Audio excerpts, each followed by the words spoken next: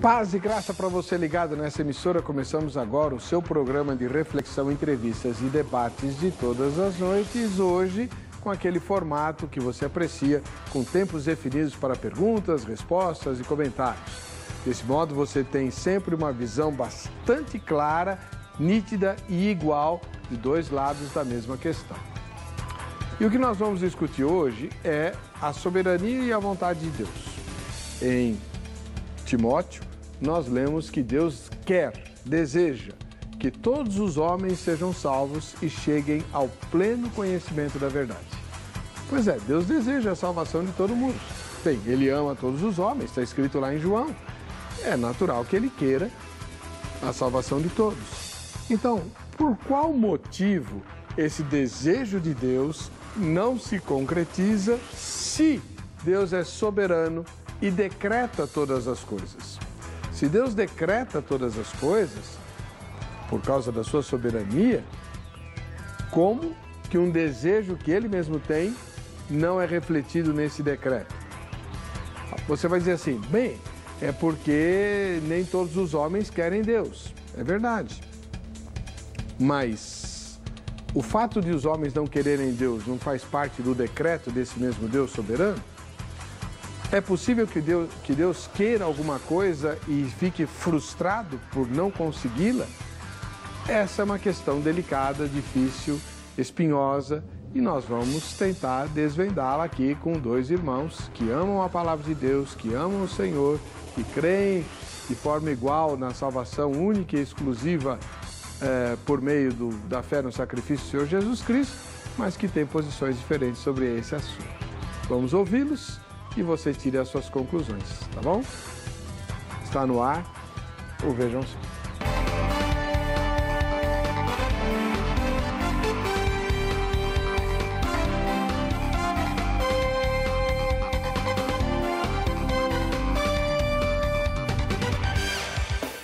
Olá! Com alegria começamos essa edição do programa Vejam Só, um oferecimento da Academia Teológica da Graça de Deus, a Grade. Daqui a pouquinho a gente fala da grade, fala do brinde que você pode ganhar participando do programa. Basta que você vote na enquete, faça isso sempre. Sempre você estará inscrito ou inscrita para os sorteios que a gente faz no final de cada edição. O endereço eletrônico para você votar é o vejamsó.com.br. Conosco hoje, pastor Fabrício Costa, da Igreja Batista Remissão com C cedilha. Exato. Pastor Fabrício, paz e graça, tudo bem com o senhor? Paz e graça, tudo bem, graças a Deus. Prazer estar aqui novamente, né? Também paz e graça o pastor Nicolas, né? Isso, Nicolas. Que, mais uma vez, com muita alegria aqui, para debater um assunto tão importante e que o alvo é que o reino de Deus, mais uma vez, ganhe, né? Como todas as noites tem ganhado aqui com o programa. A Igreja Batista Remissão com C cedilha. Exatamente. Essa é uma velha questão. Todo mundo pergunta. O C cedilha, o remissão com C cedilha, diz respeito à libertação, enquanto que remissão com dois S's, perdão. Então é remitir, remir. Como essa distinção? Aí ficou remissão com C cedilha. E onde fica a igreja? Em Caieiras, na rua Raul Pereira de Araújo, número 160. Em Laranjeiras, né? Na cidade de Caieiras. Muito pertinho obrigado. Aqui. Obrigado pela presença do irmão. Eu que agradeço. Volta ao programa também o irmão pastor Nicolas Ramos Borges. Ele está em processo de ordenação, pelo que eu estou sabendo, né? Ele é da Igreja Batista Redenção, aqui em São Paulo. Redenção e remissão. Hoje vai ser complicado. Tudo bom, pastor? Paz e graça. Boa noite, Heber. Tudo bom, graças a Deus. Prazer estar de volta no programa, falando desse assunto. Amém. Aí, realmente engraçado, remissão e redenção, a gente estava até comentando lá atrás a respeito disso. Duas igrejas batistas com nome muito parecido. Mas talvez as posições sejam bem diferentes, pois né? é. Vamos ver como que vai ser ou mais ou menos do diferente. programa. E onde fica a Igreja Batista Redenção? A gente fica em São Paulo, no bairro da Parada Inglesa, na Avenida General Ataliba Leonel, 3.780, bem no meio, entre as estações Parada Inglesa e Tucuruvi do metrô. Bem facinho de chegar. Muito obrigado pela presença do irmão. Agradeço. A gente vai ver agora do que vamos falar através da matéria que o Zeca preparou. Vejam só. Ao escrever sua primeira carta ao jovem pastor Timóteo, Paulo, que o considera como um verdadeiro filho na fé, traz várias diretrizes para a administração da igreja. Essa epístola, que faz parte das conhecidas cartas pastorais, difere consideravelmente dos outros escritos atribuídos a Paulo, principalmente em 2 pontos. Os destinatários são pessoas e o estilo é predominantemente pastoral. As epístolas pastorais são dirigidas a pessoas que são pastores. Estas cartas são exemplos do trabalho supervisor de um pastor presidente, que se dirige aos que são pastores assistentes. Esta distinção é fator básico para determinar as características das epístolas pastorais. Dentre muitas orientações, uma questão salta aos olhos do leitor, mostrando um detalhe que é muito controverso entre os estudiosos. Será que Paulo coloca a soberania de Deus em dúvida? O texto que baseia a nossa pergunta de hoje está no capítulo 2, versículo 4 da primeira carta a Timóteo, o qual deseja que todos os homens sejam salvos e cheguem ao pleno conhecimento da verdade. Queremos saber o seguinte: por qual motivo o desejo de Deus de que todos sejam salvos e cheguem ao conhecimento da verdade, como acabamos de ler, não é atingido, se ele é soberano e tudo decreta?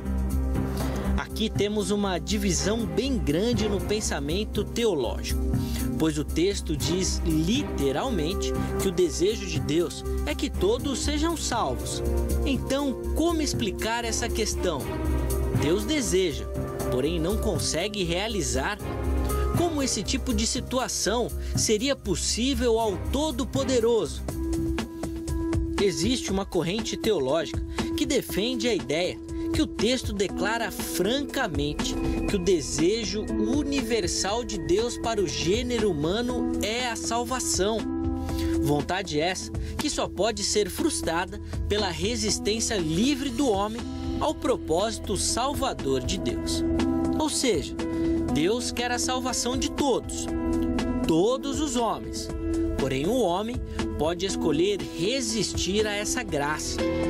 Deus, em todo o seu amor, estende as suas mãos a um povo que, de maneira deliberada, o rejeita. Para outro grupo, a questão é que o texto trata do alcance universal da oração. Como dizem os versículos anteriores, devemos orar por todas as pessoas, pois esse é o desejo de Deus, se reconciliar com o mundo, e isso foi feito por intermédio do sacrifício de Cristo. Porém, a ideia de todos aqui nesse versículo seria, na verdade, sem distinção e não sem exceção. Ou seja, a salvação é para judeus, gentios, ricos, pobres, religiosos e pagãos. Por isso, podemos dizer que a salvação é universal, pois não está limitada a um grupo particular. A simples leitura do texto talvez não seja suficiente para chegarmos a uma conclusão. Por isso, vamos ouvir nossos convidados, juntar esses argumentos e, ao final, tirarmos aí sim as nossas conclusões sobre o tema. Fique ligado, o Vejam Só está apenas começando. Nesse momento do programa, nós vamos conhecer a opinião inicial dos convidados. A partir do próximo bloco, você já sabe, eles terão tempos definidos para as suas perguntas, respostas e comentários. Pastor Nicolas Ramos Borges, da Igreja Batista... Pastor Fabrício Costa, da Igreja Batista Remissão, porque ele é o mais velho. Ele vai defender qual ponto de vista? 4 minutos para o senhor, pastor. Bom, eu vou defender o ponto de que esse desejo de Deus não é atingido por conta que a salvação não é algo que dependa apenas na sua totalidade da iniciativa de Deus, considerando que, sem dúvida alguma, a salvação é sempre uma iniciativa de Deus, porém, que carece de uma resposta do homem, que é a fé. Aí eu defino lá que Efésios 2:8, que pela graça somos salvos por meio da fé. Então, esse desejo de Deus, de que todo homem venha ao conhecimento da verdade e se salve, e obviamente sabendo todos nós que nem todos se salvarão, isso ocorre justamente porque nem todos respondem a essa graça proposta por Deus. Nem todos respondem positivamente ao Evangelho, à salvação. Então, por isso que isso não é atingido. E isso é basicamente o ponto de partida aqui que a gente vai falar um pouco mais ao longo do programa. Muito obrigado. Eu que agradeço. Agora é a vez de ouvirmos o irmão Nicolas Ramos Borges. Você já é pastor, Nicolas? Não. Tá. Processo. Está no processo de ordenação. Irmão Nicolas Ramos Borges, da Igreja Batista Redenção, o senhor também tem 4 minutos no máximo para definir o seu ponto de vista. Legal. Eu creio que a pergunta, do jeito que ela está colocada, né, por que o desejo de Deus de que todos sejam salvos não é atingido, eu creio que, na verdade, ele não reflita o que Paulo quis dizer aqui no texto. Porque, de uma maneira bem objetiva, o que Paulo expressa aqui acontece sim de verdade. Tá? A grande questão desse texto não é definir se Deus deseja ou não deseja, ou o que é o desejo de Deus. A grande questão aqui desse texto é definir o que são o todos, ou o que é o todos que aparece aqui. Então, 1 Timóteo 2,4 fala que Deus deseja que todos os homens sejam salvos e cheguem ao pleno conhecimento da verdade. Daí, pelo que eu entendi a posição do pastor Fabrício, ele vai defender que Deus realmente deseja que todos os indivíduos da humanidade sejam salvos. Esse é o desejo revelado de Deus. Mas nós precisamos fazer uma distinção importante que já permeia outros textos bíblicos, é uma distinção já que outros textos levantam essa dificuldade, que é que nem sempre todos significam cada indivíduo, assim como nem sempre mundo no texto bíblico significa cada indivíduo também. E aqui é um exemplo claro disso, porque quando Paulo diz todos no versículo 4, a nossa tendência natural de olhar só o verso 4 vai dizer para nós que todos são todos os indivíduos. Mas Paulo, na verdade, ele já definiu quem são esses todos nos versos 1, 2 e 3. Eu vou ler aqui o 1 Timóteo 2, o versículo 1. Antes de tudo, exorto que se façam súplicas, orações, intercessões e ações de graça por todos os homens. E agora, no verso 2, ele vai definir quem são esses todos os homens aqui. Ele diz pelos reis e por todos os que exercem autoridade, para que tenhamos uma vida tranquila e serena em toda piedade e honestidade. Isto é bom e agradável diante de Deus, nosso Salvador, que deseja que todos os homens sejam salvos. Ele já definiu quem são esses todos no versículo 2. Esses todos aqui são homens de todos os tipos, de todas as classes. Aqui no caso, reis e autoridades. E faz todo sentido isso, porque realmente, quando nós olhamos para textos, por exemplo, como 1 Coríntios capítulo 1, nós vemos que Deus não salvou muitos de alta posição, muitos sábios, muitos do alto escalão, mas Deus salvou alguns sim. Então a salvação que Paulo retrata aqui no capítulo 2 de 1 Timóteo é uma salvação que se refere a todos os tipos de pessoas, a todas as classes existentes, aos reis, às autoridades, que ele diz expressamente no versículo 2, mas também o homem simples, o servo, o escravo, que é uma verdade que em toda a teologia de Paulo vai ser reforçada. Essa posição que o pastor Fabrício defende, que diz que Deus realmente deseja que todos os homens sejam salvos, mas isso não acontece por um impedimento humano, por uma resistência humana, ela pode cair em 2 extremos diante desse texto.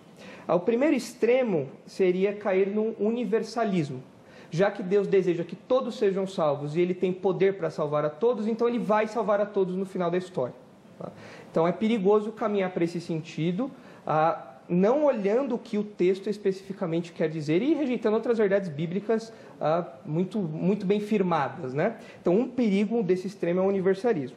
O outro perigo é realmente atar as mãos de Deus, a soberania de Deus, e reduzir a sua soberania porque depende de uma resposta humana. E se depende de uma resposta humana, então Deus não é soberano no meu coração, Deus não é soberano na minha mente. Então existe um espaço da existência humana em que Deus não é soberano.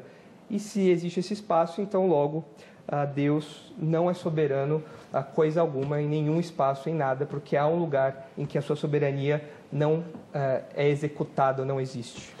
Muito bem. Agora é a sua vez de se posicionar. Vamos lá.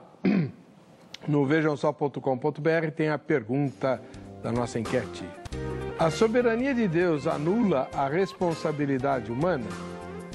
Primeira resposta, sim, pois é Deus quem decreta todas as coisas. Eu tinha corrigido essas coisas aí, né? Mas agora ficou assim mesmo, deixa assim. Segunda resposta, não, pois no amor de Deus há liberdade. Terceira resposta, não sei ou nenhuma das anteriores. Quem votar na enquete estará concorrendo ao sorteio patrocinado pela Grade e vai concorrer a esse DVD aqui, é um CD, né? É um CD maravilhoso, é dupla honra. Eu ouvi o pastor Fabrício, como é que chama o outro pastor? Francisco. Pastor Francisco, que eles fazem uma dupla.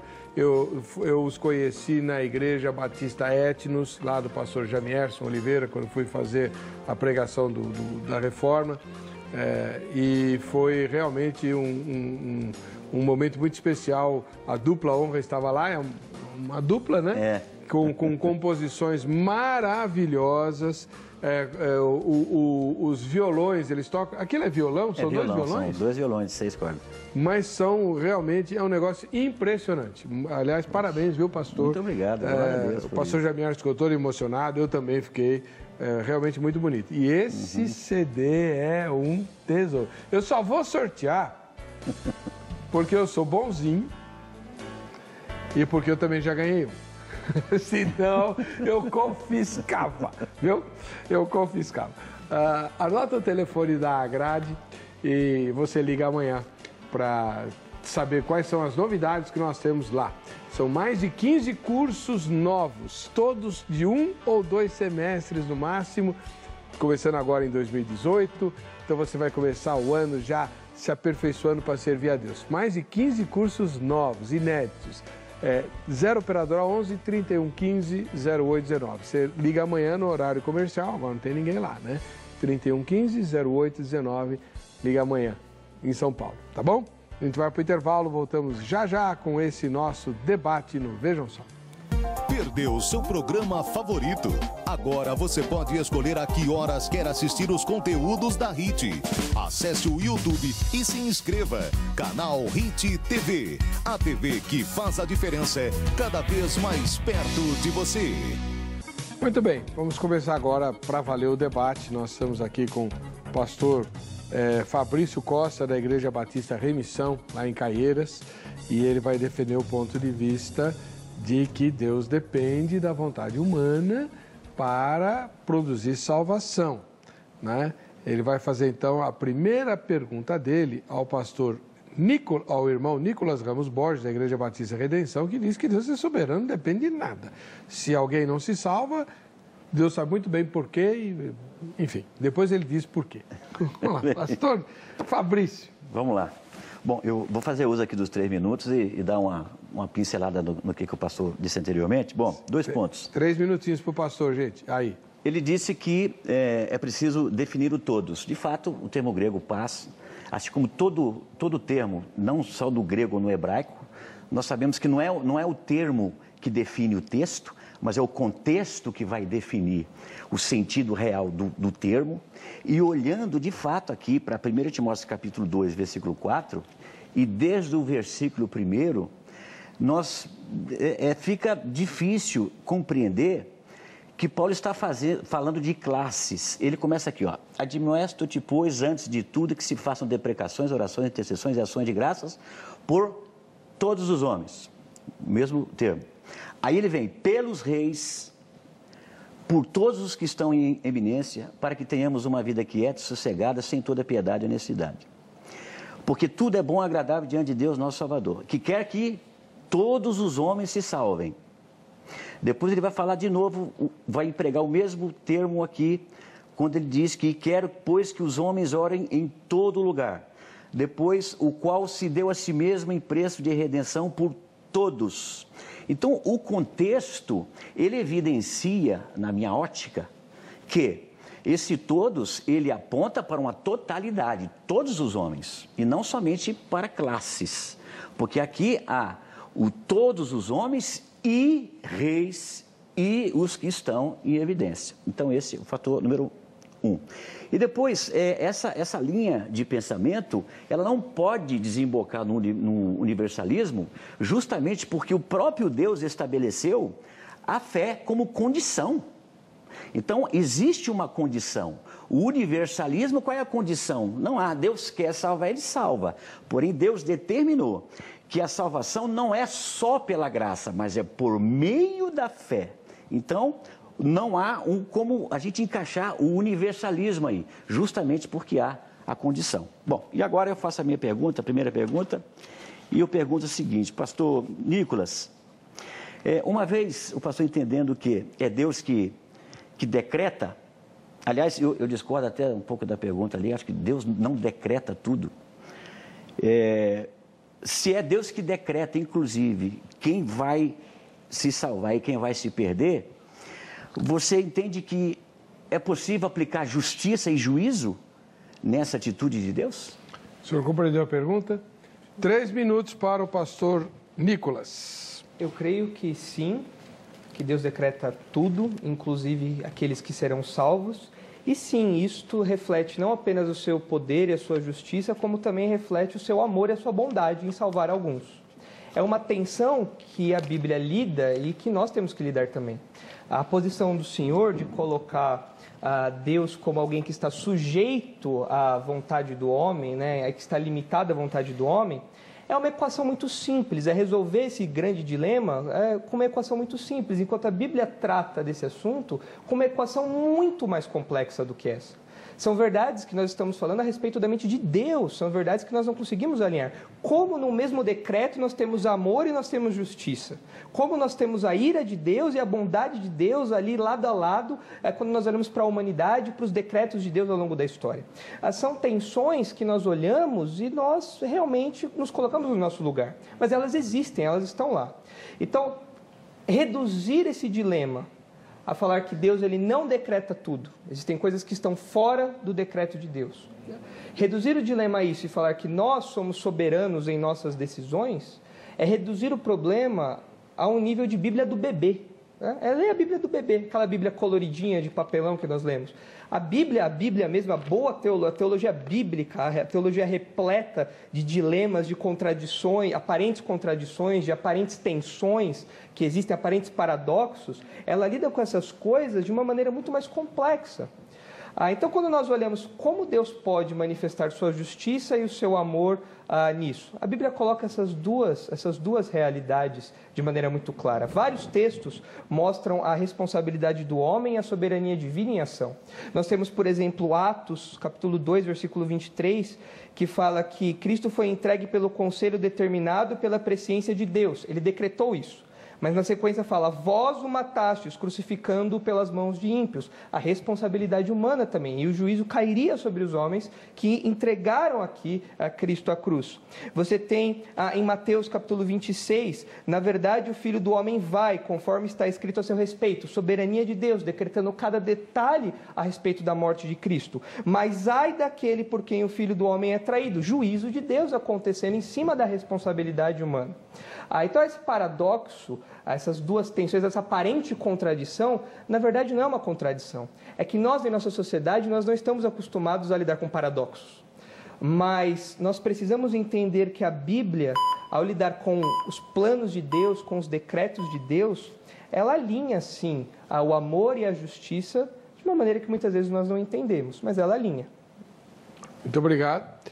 Pastor Fabrício, seus comentários em 3 minutos. 3 minutos. Bom, eu vou acrescentar nessa Bíblia do bebê colorido aí que você disse que existe aí. Primeiro, eu não vejo nenhuma tensão nesse assunto. Aliás, isso para mim é muito claro. Porque é muito difícil aplicar justiça e juízo, ou seja, Deus decreta alguma coisa, mas impede que você obedeça. Mas Ele te julga. Eu te amo, mas eu evito que você me obedeça. Então, não vejo justiça e juízo aí. Agora, o Salmo 97, versículo 2, diz que Deus, que a base do trono de Deus é justiça e juízo. Justiça é, por definição, você dá a outrem o que lhe é por direito, e o juízo é a aplicação dessa justiça. Agora, se Deus me priva de escolhas, ou me priva de obedecê-lo, que justiça é essa que ele ainda pode querer me dar? Agora, as Escrituras apontam em muitas referências de que Deus dá a cada um segundo as suas obras. Então Deus aplica o juízo ao homem pelo que ele faz, pelo que ele exerce, ações e reações. Agora, eu não vejo na Bíblia um Deus que estranhamente ele faz um decreto e ao mesmo tempo impede que isso seja obedecido. Então nós temos muitas referências. Romanos 2,6, Salmos 62,12, Apocalipse 22,12, Jó 34,11, Mateus 16,27, Apocalipse 2,23, Provérbios 24,29, Apocalipse 20,13, 1 de Pedro 1,17, Jeremias 17,10, Jeremias 32,19 e muitas outras referências que vão demonstrar que Deus, ele é justo porque ele julga na reação da ação do homem. Eu também não disse aqui que Deus está submetido à vontade humana, não é isso. Porque Deus foi Ele mesmo quem determinou que o justo viveria da fé. Ele determinou isso. E a fé, como disse aqui no começo, é uma resposta do homem à proposta, porque a graça é uma proposta, ela não é imposta. Então Deus apresenta, propõe a salvação na revelação de Cristo em mim, e eu reajo a essa proposta, eu respondo a essa proposta, respondendo afirmativamente com a minha fé ou resistindo à verdade e à graça, o que também é bastante comum nas Escrituras, exemplos assim. Então a graça, ela pode ser rejeitada e a salvação consequentemente. Muito obrigado. Bom, agora é a vez do pastor Nicolas fazer a primeira pergunta dele. Vamos lá. Vou só rapidamente comentar uma tréplica aqui breve, né? 3 minutos para o senhor. A minha pergunta vai ser rápida, mas essa tréplica é uma tréplica que Paulo vai fazer sobre isso. Romanos 9, que é um texto bem conhecido nesse assunto, né? Quando Paulo vai falando a respeito de que escolheu um, rejeitou o outro, né? Ele vai nessa linha de pensamento, ele chega no versículo 18 e ele diz: portanto, Deus tem misericórdia de quem quer e endurece a quem quer. Versículo 19, então me dirás, esse é o questionamento que todos nós fazemos, por que Deus ainda se queixa? Por quê? Se ele não rejeita, se ele não escolhe, se ele não endurece, se ele não amolece o coração de quem ele quer, Paulo diz, por que Deus ainda se queixa? Pois quem pode resistir à sua vontade? Nós ficamos na vontade de Paulo dar a resposta. Mas Paulo ele responde de uma maneira que talvez não seja confortável para nós, mas é a maneira com que todos nós devemos responder ou nos responder quando nós estamos diante de um dilema desse. Ele diz no verso 20, mas quem és tu, ó homem, para argumentares com Deus? Por acaso a coisa formada dirá o que a formou, por que me fizeste assim? E ele continua falando o que para nós aparentemente não é uma resposta, mas é uma resposta de humildade. Nós não entendemos como Deus pode demonstrar justiça em um coração que ele não amoleceu, em uma fé que ele não deu àquela pessoa. E a minha pergunta vem nesse sentido da fé. O senhor citou Efésios capítulo 2, falando que nós nos apropriamos da salvação por meio da fé. Só que o senhor não citou a sequência do texto. Isso me intrigou um pouco. Porque a sequência, o texto diz, pela graça sois salvos mediante a fé, isto não vem de vós, é dom de Deus.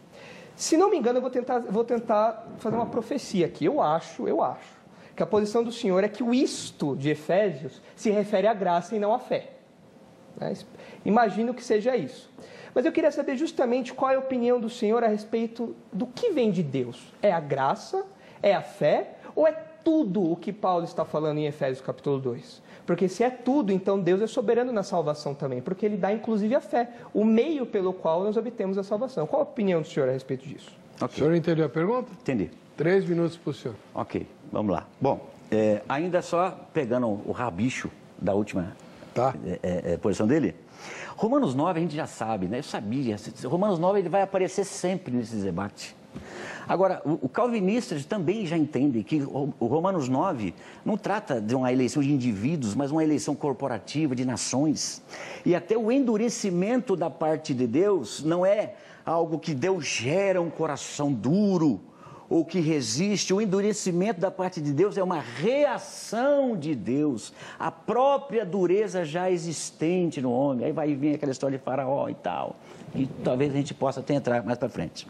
Então, aí mais uma vez, Paulo, ele não está falando coisas distintas nem em Romanos 9 e nem em 1 Timóteo 2,4, mas ele continua ainda considerando que a salvação, de fato, não é algo que Deus determina. Você, céu, você para o inferno. Você vem comigo, você vai para lá. Enfim, esse é o que eu entendo também de Romanos 9 por cima. Agora, segundo a sua pergunta, de fato, vejo que és profeta. Porque, de fato, a graça, pela graça sois salvos. E isso é dom de Deus. Não vem de vós. Agora, obviamente, tudo vem de Deus. E como eu já disse aqui anteriormente, foi o próprio Deus que estabeleceu que o justo viveria da fé. A iniciativa na salvação, como também já disse aqui inicialmente, ela é de Deus. Toda iniciativa no que diz respeito à salvação parte de Deus. Aí nós vamos ter aí agora a graça preveniente, a preventiva, a fé salvífica, que é a revelação de Deus, a iluminação do homem acerca da verdade. Ele então é convencido da verdade, ele entende a verdade, pode corresponder à verdade, ou pode resistir a essa verdade. Por isso que temos convencidos, não convertidos. Nós vamos ter lá em João capítulo 6, acho que a partir do 66, muitos discípulos não aguentaram a pregação de Jesus, discípulos, e abandonaram ele. Nós vamos ter judeus que creram em Jesus, mas o texto de João diz, mas eles amaram mais a glória dos homens do que a glória de Deus. Eles creram, mas não seguiram, não foram. Então, de fato, a graça, ela ocorre na revelação. E a fé é a resposta do homem a essa revelação. Então, a fé vem do homem. A salvação, a graça vem de Deus, a fé inicial, fé salvífica de Deus. E a resposta do homem a essa graça proposta. Muito bem. Irmão Nicolas, 3 minutos para os seus comentários. Eu não entendi muito bem essa distinção que o senhor fez sobre fé salvífica e a fé que é resposta, porque o texto é muito claro. A Efésios 2, ele começa falando que nós estávamos mortos. Um morto não tem fé. É claro que aí a posição arminiana vai precisar entrar com a graça preveniente para fazer um zumbi, um morto-vivo, né? Que ele pode responder um pouquinho ali, só Deus cutucar um pouquinho que ele responde. Mas Efésios 2 é claro, ele começa falando, vocês estavam mortos em vossos delitos, em vossos pecados. E ele compara isso com a ressurreição de Cristo, assim como Deus ressuscitou a Cristo, Deus deu vida a vocês também. E quando ele chega nos versículos que nós estamos comentando, ele fala, porque a graça não vem de vocês, e a fé também não vem de vocês, porque tudo isso, não apenas a fé ou não apenas a graça, mas tudo que engloba a salvação do homem vem de Deus, unicamente de Deus. O homem, ele é um beneficiário dessa salvação. Nós somos privilegiados pela salvação, nós não somos sinergistas, a salvação é monergista. Apenas Deus trabalha na salvação do homem, que foi o que Jonas falou, né? A salvação vem do Senhor. Nós, na visão sinergista, nós trabalhamos ao lado de Deus. Então Deus, ele nos dá algumas ferramentas e nós esticamos o braço para se apropriar disso como uma resposta pessoal. Só que Paulo deixa isso claro, ele fala, vocês estavam mortos, vocês não podem, vocês não se comunicam com a vida, vocês não podem ter nenhum tipo de relação com Deus, nem mesmo responder a Deus, vocês não podem nada, vocês estavam mortos. E por isso ele fala que tudo que nós temos vem de Deus, provém de Deus, a nossa salvação, ela vem disso. Então essa posição que diz que nós precisamos responder, que há uma resposta nossa, ela é uma posição que se baseia numa visão, uma ótica humana.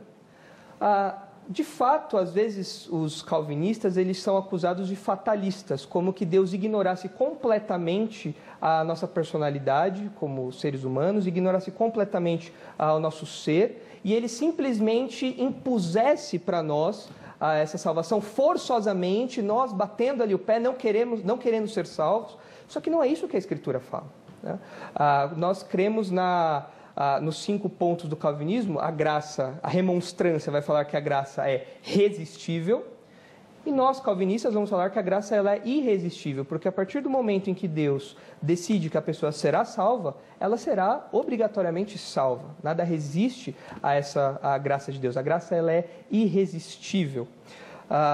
Mas, quando nós olhamos por uma ótica humana, de fato a fé é uma resposta que nós temos, só que ela não vem de nós. Deus, em sua soberania, Ele nos regenera, pela ação do seu Espírito, Ele nos regenera, Ele nos capacita a compreender as verdades do Evangelho, e então nós respondemos com uma fé que não vem de nós, com uma fé que vem de Deus. Então, se existe alguma participação, é meramente uma ótica humana, porque o texto de Efésios é claro, tudo vem de Deus. Bom, primeira rodada terminada, vamos começar a segunda rodada. Pastor Fabrício, sua segunda pergunta. Ok. Bom, um adendo também acerca dele, o que ele terminou de falar aí. Eu não disse aqui também, obviamente, que a salvação não vem de Deus. Falei isso algumas vezes. Agora, a fé, ela é, de fato, uma resposta. E Deus, Ele não impõe. Ele não impõe a graça. Ele oferece a graça. Aliás, 1 de Pedro 1:13. Pedro exorta para que a graça que nos foi oferecida, uma graça oferecida, que carece, obviamente, de uma resposta. Agora, e dentro disso aqui, eu vou fazer a minha pergunta para você.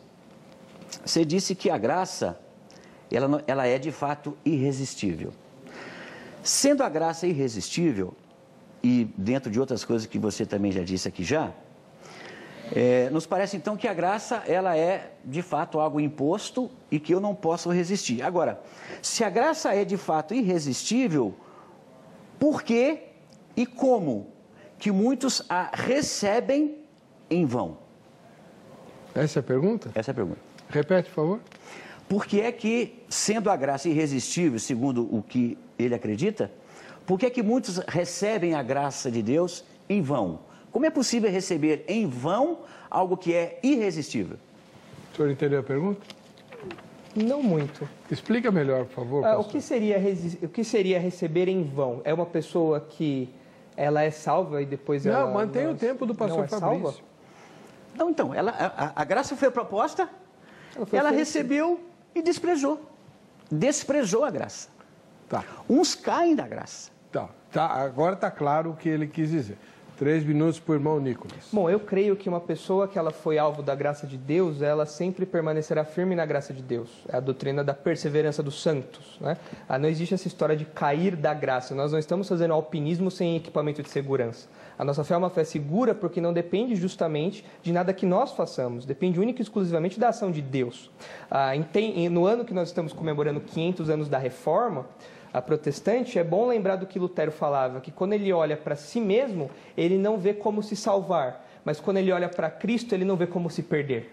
Tá? E é isso que nós defendemos. Aqui não existe como uma pessoa ser alvo da graça de Deus, receber essa graça de Deus e então, em algum momento da sua vida, abrir mão dessa graça. Isso não é possível. Né? A Deus, Ele protege os seus eleitos. A Deus, Ele guarda os seus eleitos da apostasia. Eu não creio em perda de salvação, eu não creio em cair da graça, porque essas são realidades que não existem no texto bíblico.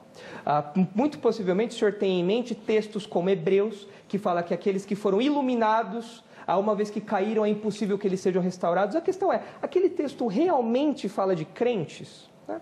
Talvez o senhor tenha em mente João capítulo 15, que fala que aquele que está na videira e não dá fruto, ele é cortado e lançado ao fogo. Peraí, será que aquelas pessoas realmente são crentes? O que é fogo? O que significa fogo ali? Quais são as possibilidades ali de João 15?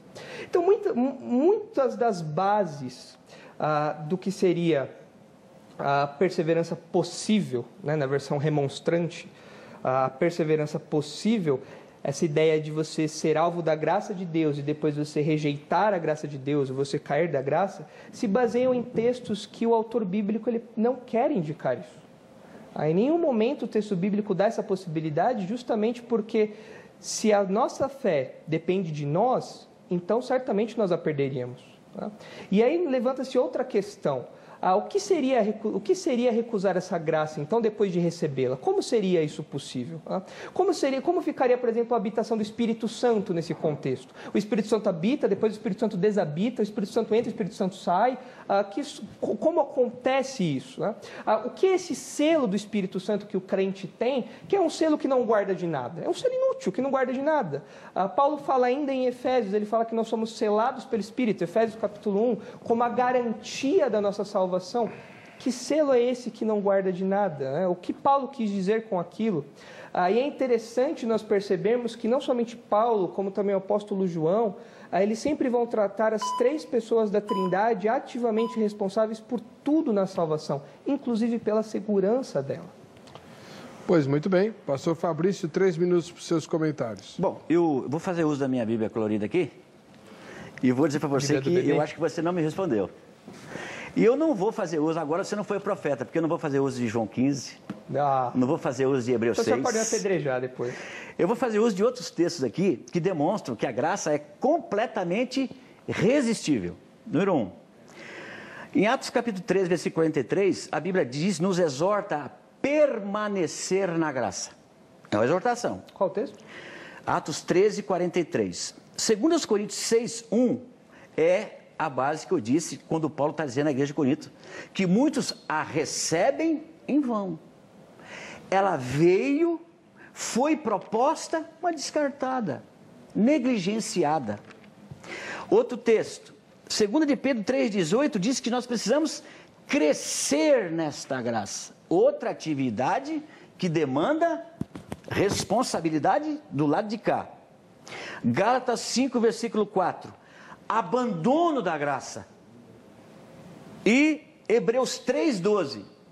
Infelizmente, vou ter que puxar 3 capítulos antes.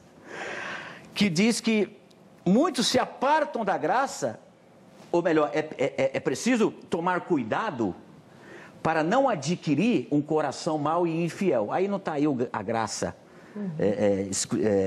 explicitamente mencionada, mas é um texto interessante. Irmãos, o texto diz, vede que não haja em algum de vós, irmãos, um coração mau e infiel, que seja capaz de fazer com que esse irmão se aparta do Senhor. Aí a gente vê que esse vínculo estranho, que a graça vincula o homem a Deus, como se fosse uma imposição, vem cá, você é meu, eu me revelei a você, agora já era, você não tem condição. Paulo, então, um caso atípico. Não, eu estou te dando um monte de referências aqui, e muitas foi Paulo que escreveu. Aí que está. Você usa a tua tréplica. E está na minha Bíblia colorida e deve estar na sua também, essas referências todas aqui.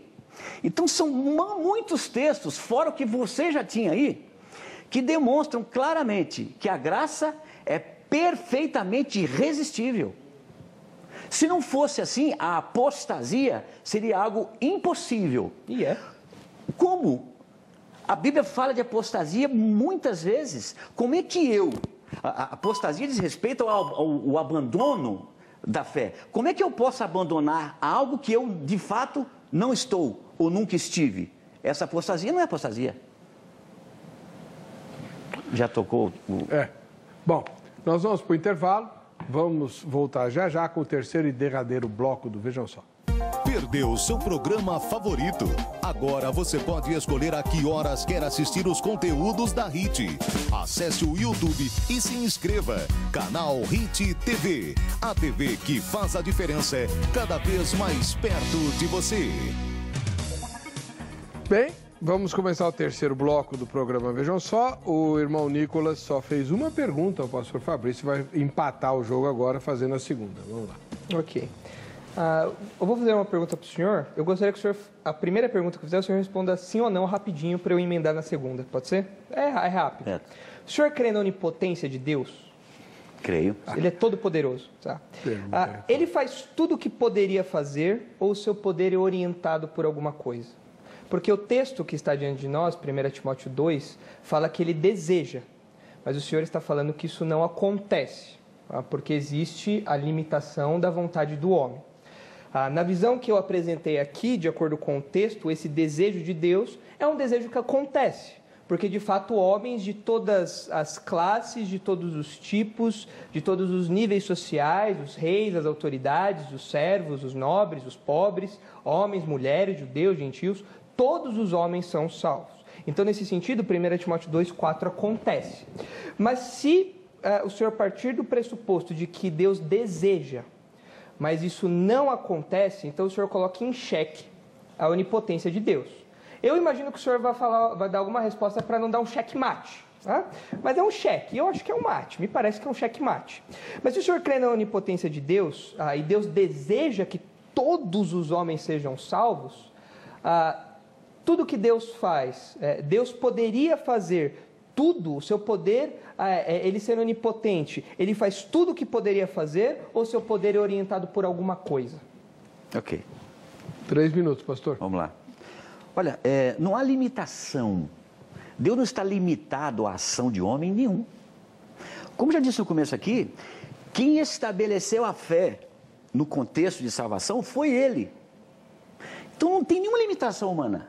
Foi Ele, pela sua onipotência, que determinou. O meu justo, ele disse, viverá da fé. Ele determinou. E a fé é uma resposta do homem à graça proposta do próprio Deus, na iluminação da verdade no coração morto de todo indivíduo. E como já disse também, a salvação parte inicial de Deus. Então não há nenhuma limitação, o homem não limita a Deus. E isso não compromete em nada, nem a onipotência de Deus, nem nenhum outro atributo incomunicável dele. Porque foi Ele que determinou. Não é o homem que entendeu assim, só está me propondo a graça, mas eu só vou responder com fé, ou não, hein? Não é a atitude do homem determinar que vai ou não responder com fé. Quem determinou que o justo vive da fé é Deus.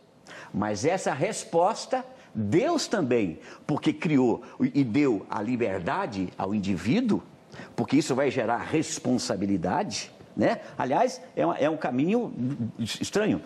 Se não há responsabilidade, não há culpa. Se não há culpa, não há pecado. Se não há pecado, não há necessidade de salvação. Se não há necessidade de salvação, Jesus morreu à toa. Agora, é óbvio que há uma consciência considerada e é óbvio que há também uma resposta a ser considerada do homem, e foi Deus que determinou isso. Então, isso não compromete em nada o poder de Deus. Ele é o Todo-Poderoso? Sim. E não é limitado por homem nenhum, porque todo esse plano de salvação continua sendo orquestrado por Deus. E foi Ele que determinou que a fé precisa ser uma resposta do homem a Deus. Porque por isso, que já demonstrado aqui, muitos não se salvam, sendo o desejo de Deus. Porque a graça pode ser resistida, ela não é imposta, e a salvação, consequentemente. Então Deus deseja, mas não consegue. Ele é um pobre coitado. Por que coitado? Porque ele deseja, mas não acontece nada. Mas foi Ele que estabeleceu. O que eu acho que você não compreendeu ainda é que foi Deus que determinou que isso acontecesse. Ele determinou que eu rejeitasse? É Deus que exige uma resposta do homem, a iluminação dele mesmo no homem. A fé é uma resposta do homem a essa graça proposta. Isso não muda. O senhor tem 10 segundos ainda. Ainda? Que benção, hein? Então, como estava dizendo, isso não complica nada. Porque Deus é o autor. O processo da salvação compreende isso. Agora Deus acabou. revela-se no homem. Agora acabou. Aí estou igual lá em Minas, virei uma estalta. Então vai. Pastor Nicolas, seus comentários. O que o senhor comentou até no bloco passado sobre a graça de Deus, nós não podermos resisti-la, só um adendo para ficar claro para o pessoal de casa. A doutrina da graça irresistível, ela não diz que o homem não resiste à graça de Deus. Ela diz que o homem não resiste à graça de Deus quando Deus decide assim fazê-lo. Então, muitas vezes o Evangelho é apresentado, até mesmo para os seus familiares de casa que não são crentes, nós apresentamos o Evangelho e a pessoa resiste a isso, isso é óbvio. Só que a partir do momento que Deus decide a salvar aquela pessoa, não há nada no universo que pare essa obra de Deus. A graça, ela se torna irresistível. Por isso que eu mencionei para o senhor o caso claro de Paulo, onde ele fez uso total, não é, do seu livre-arbítrio, onde ele escolheu a Deus. É claro que não. Nós vemos ali um claro exemplo onde Deus ele interviu na história de Paulo, ele puxou Paulo pela orelha, fez ele cair do cavalo, e a nossa salvação ela se identifica com aquilo também. Todos nós tivemos um caminho de Damasco em nossa vida. Talvez nós não tenhamos caído do cavalo como Paulo, mas em algum grau nós tivemos isso, né? Mas, geralmente, aproveitando o tempo ali ainda, quando nós falamos a respeito desse desejo de Deus salvar a todos, geralmente atacam os calvinistas falando que por nós crermos que Deus ele salva alguns e não todos, nós estamos lidando com um Deus maldoso, nós estamos lidando com um Deus que tem prazer na condenação do ímpio. Tá? E isso não é verdade. Ezequiel 18 fala que Deus não tem prazer na morte do ímpio. Tá? Agora, a pergunta que eu fiz para o senhor sobre a onipotência de Deus é muito simples. Se Deus pode tudo e Deus deseja salvar a todos, por que ele não salva, então? Porque ele tem poder, não tem? Deus poderia apagar o inferno? Deus poderia apagar o inferno, não poderia? Mas ele tem poder para isso? Por que ele não faz isso? Por que ele não apaga o inferno? Por que ele não salva todos se ele tem todo o poder para isso? Né? Então, se existe participação humana, não há poder. Mas mais do que isso, quando 1 Timóteo 2,4 fala que Deus deseja salvar a todos, como eu mencionei, o texto não fala a respeito desse desejo de salvar a todos os indivíduos, não fala isso.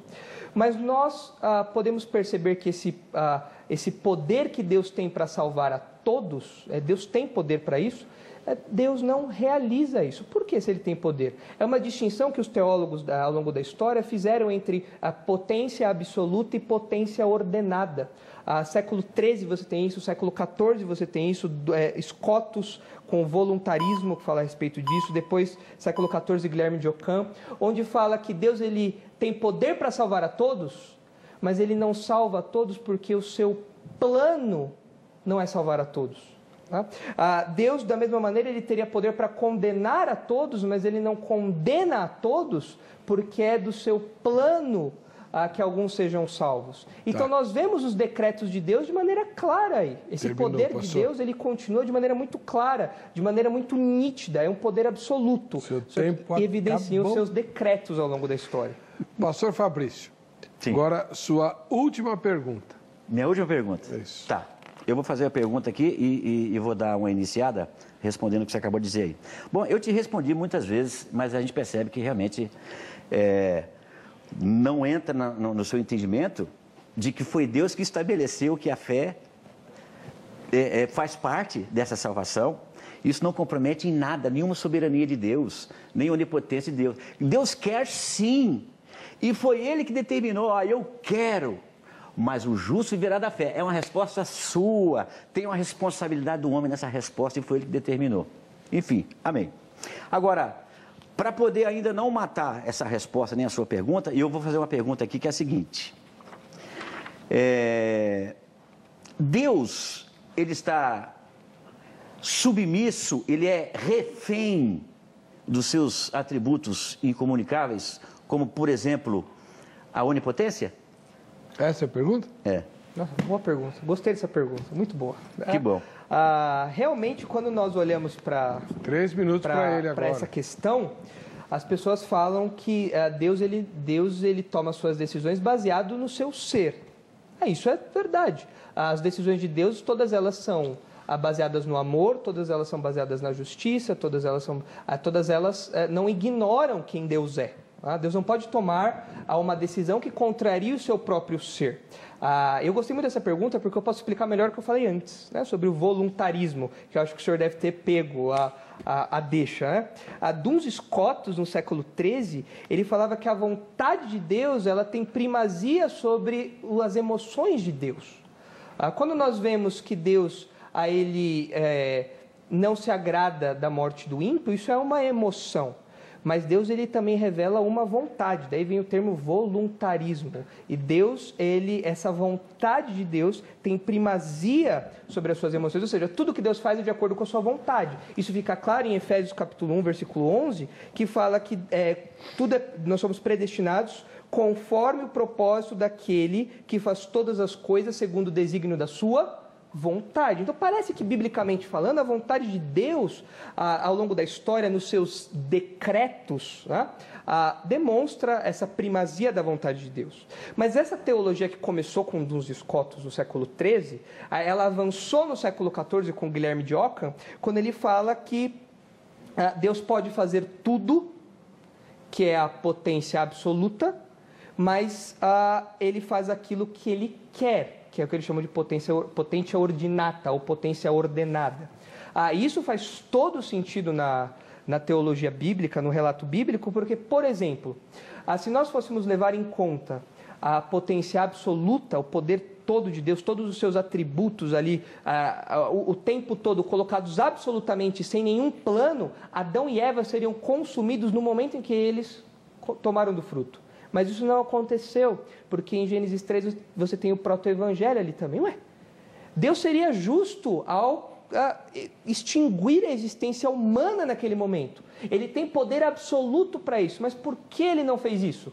Porque existe a potência ordenada, existe um plano ao qual Deus estabeleceu, os decretos ao qual ele estabeleceu, e que ele segue esses planos, onde na história da humanidade, nós vemos a justiça, nós vemos a ira, nós vemos o amor, nós vemos tudo acontecendo simultaneamente nisso daí.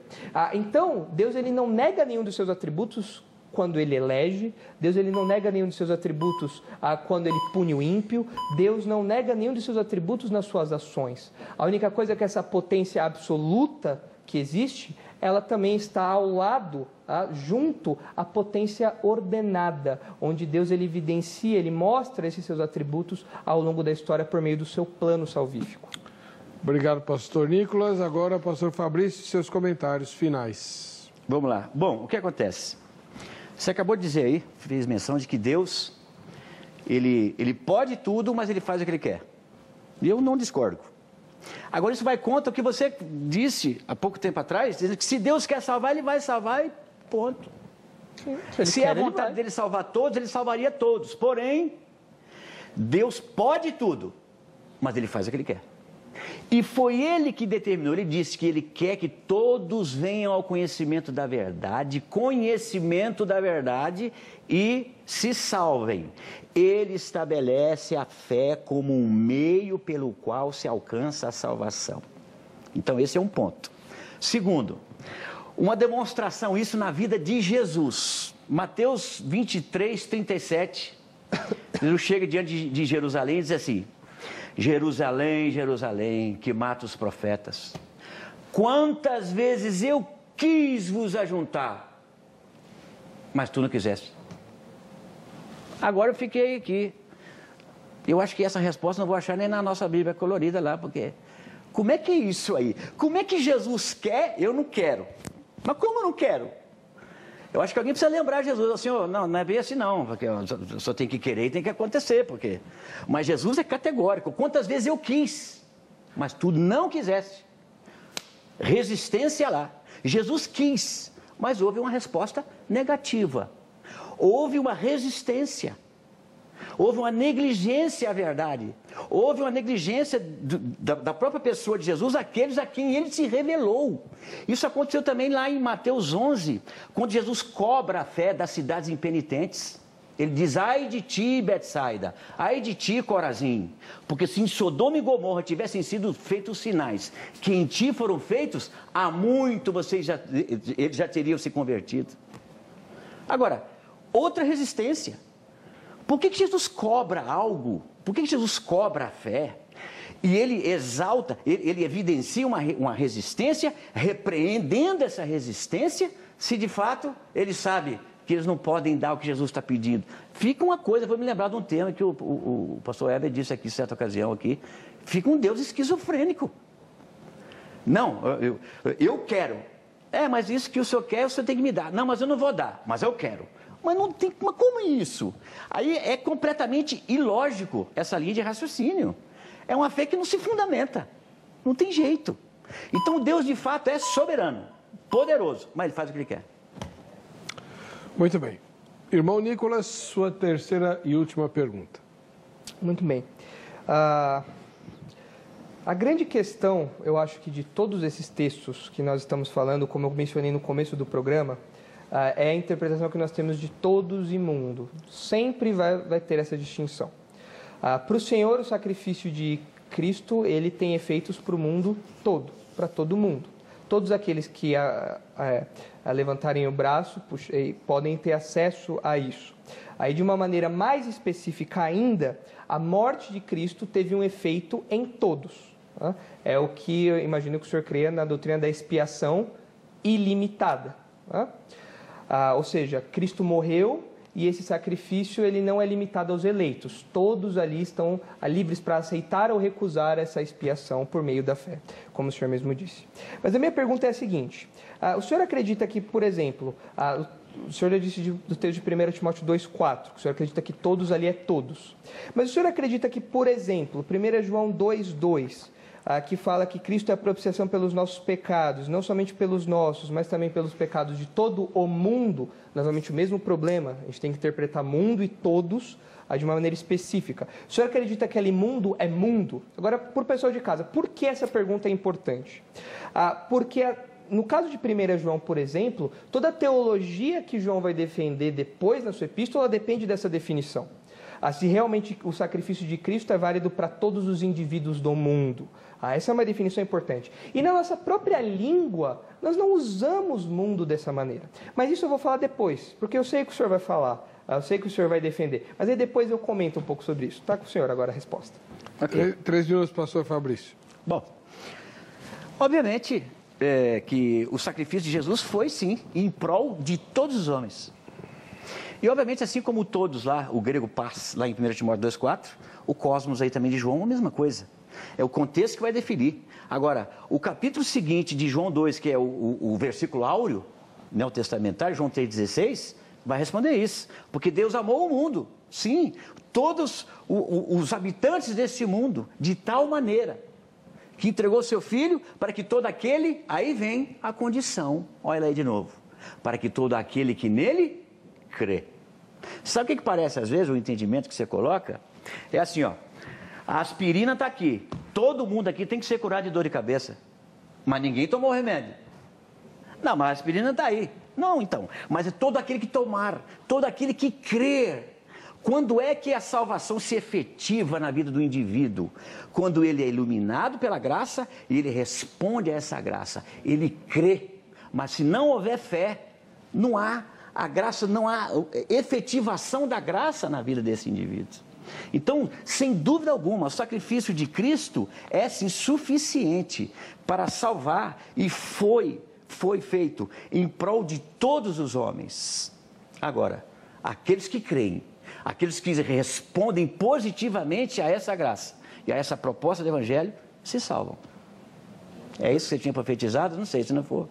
Está respondido? Está respondido. 3 minutos, pastor Nicolas. Bom, foi em partes. Na verdade, a questão é que assim, o pastor começou a responder, mas depois parou. Eu fiquei triste. É de propósito, é de propósito. Ele falou assim, sempre é o contexto que define isso. E isso é a pura verdade. Uma palavra por si só, ela não existe sozinha. Ela precisa de um contexto para definir. Próximo, remoto, exatamente. Amplo. E assim como aconteceu em 1 Timóteo capítulo 2, versículo 4, acontece em 1 João 2,2 também. Só para ilustrar o que eu estou querendo dizer. Na nossa língua isso acontece também. Quando eu digo, por exemplo, quando um professor fala todos estão presentes, ele não tem em mente se o Papa está na sala, ele não tem em mente se a avó do aluno está na sala. Ele tem em mente um universo específico onde todos representam aqueles alunos que estão ali. Na nossa língua isso acontece com o mundo também.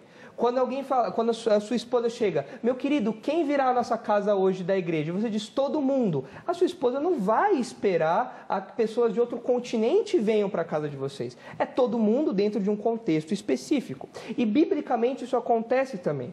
Tanto na teologia de Paulo, nas cartas de Paulo, como na teologia de João, nas cartas e no Evangelho de João. Quando nós vemos mundo e nós vemos todos, nós temos que de fato respeitar o contexto. E é por isso que lá no começo eu disse que todos em 1 Timóteo 2 não são todos os indivíduos da Terra.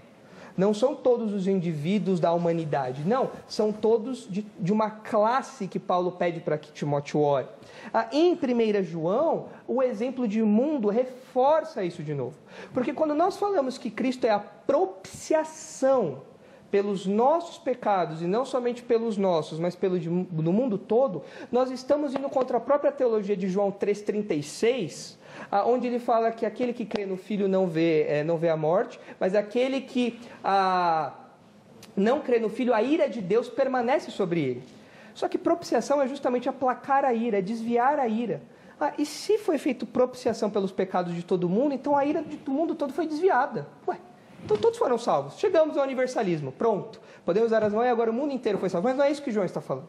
João está combatendo uma heresia que estava nascendo ali, o que chamam de protognosticismo, onde algumas pessoas falavam que elas eram a elite da salvação, que elas tinham em si um conhecimento elevadíssimo e elas otorgavam para si um título de salvação exclusivo. E João fala, negativo.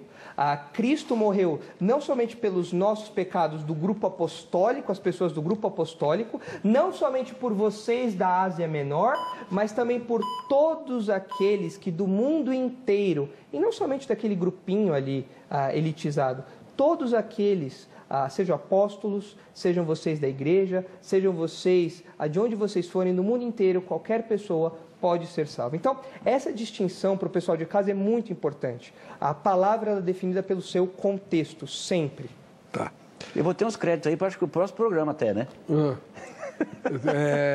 Por quê? O senhor precisa fazer algum reparo? Não, é que eu estou brincando porque ele deu umas decidinhas. Mas eu queria só dar um adendo rápido, pode ser? Você fez uso de João 3,36, eu fiquei aqui surpreso.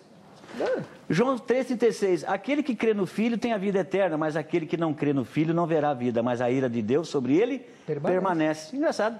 A ira de Deus permanece só sobre aqueles a quem Jesus se revelou? É um grupo só?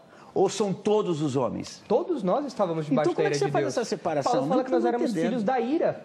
Mas agora nós não somos mais filhos da ira. Sim, mas a ira de Deus permanece sobre todos os homens, naturalmente. Sim. Então o contexto bíblico, não só o contexto aqui de João, nem próximo, nem o remoto, o contexto bíblico sempre apontou que o Cristo, ele é salvação suficiente para todos os homens. Paulo chega a chamar ele de segundo Adão, porque por um o pecado entrou no mundo e passou para todos os homens, e por outro o pecado saiu.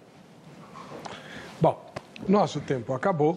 Quem quiser continuar o debate, o irmão Nicolas Ramos Borges, da Igreja Batista Redenção, e o pastor Fabrício Costa, da Igreja Batista Remissão, estão à disposição de vocês. O contato deles está no site do programa, vejamsó.com.br, é só acessar lá na aba Convidados e convidá-los, né, para dar palestras, para responder perguntas e assim por diante. Vamos ver quem vai ganhar o CD do pastor Fabrício. Quem é? Quem ganhou? O Edmar Farias, de Banabuiú, lá no Ceará. Valeu, Edmar. A gente vai se ver no próximo Vejam Só. Até lá.